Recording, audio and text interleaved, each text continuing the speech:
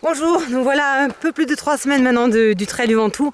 Nous sommes le 20 février, on descend de là-haut où les conditions sont optimales et c'est l'occasion pour nous de faire un petit point matériel. Alors on va parler des 2 distances. Sur les 2 distances, il est d'abord important d'avoir des chaussures de trail puisque nous sommes sur un terrain, pour ceux qui connaissent, vous le savez très bien, un peu technique, un peu caillouteux, donc des chaussures de trail qui auront un bon grip, un bon amorti et une protection satisfaisante au niveau des malléoles et du pied dans son ensemble. Donc ça c'est la première des choses. Le matériel conseillé pour les 2 distances à avoir dans son sac à dos de contenance variable selon votre bon vouloir. Il faudra la réserve d'eau.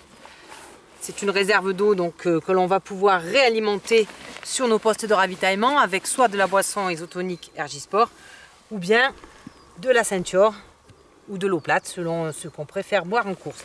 Ensuite, une réserve alimentaire constituée de gel, de barres, de ce que vous avez l'habitude de consommer avec le petit sac pour mettre les déchets indispensables. Donc ça c'est valable pour les 2 distances accompagné de la couverture de survie. Voilà le kit, on va dire, minimal. La tenue vestimentaire, elle sera adaptée aux conditions météorologiques du jour, bien évidemment.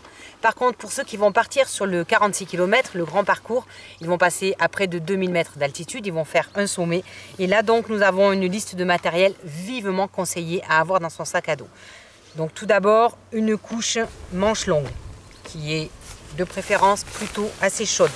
Ça va permettre vraiment de couvrir les bras, de remonter la fermeture, pour couvrir la poitrine, accompagné de son coupe-vent. Donc une couche coupe-vent qui peut être Gore-Tex ou pas, mais qui va protéger du vent, de la pluie.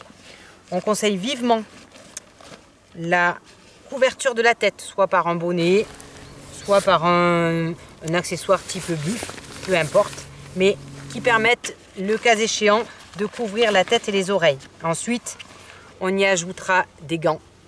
Donc ça, c'est vraiment pour votre confort. Il faut penser que si tout va bien, vous allez progresser, mais vous pouvez être amené à être arrêté pour une raison quelconque, pour une blessure.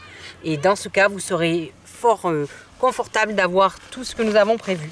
Ensuite, les Yatrax, ça dépend vraiment des conditions du moment. Donc pour cela, suivez nos petites informations sur le site, vous serez informé pour savoir si le jour J, elles seront utiles.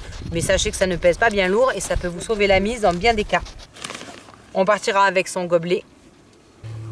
Et également un téléphone portable à utiliser en cas d'urgence. On prévoit également de quoi se couvrir les jambes, c'est-à-dire que si vous êtes parti en short, il vous faut dans le sac chaussettes longues et corsaires ou bien un collant entier comme j'ai aujourd'hui. Voilà, donc il faut qu'on puisse se retrouver entièrement couvert si besoin.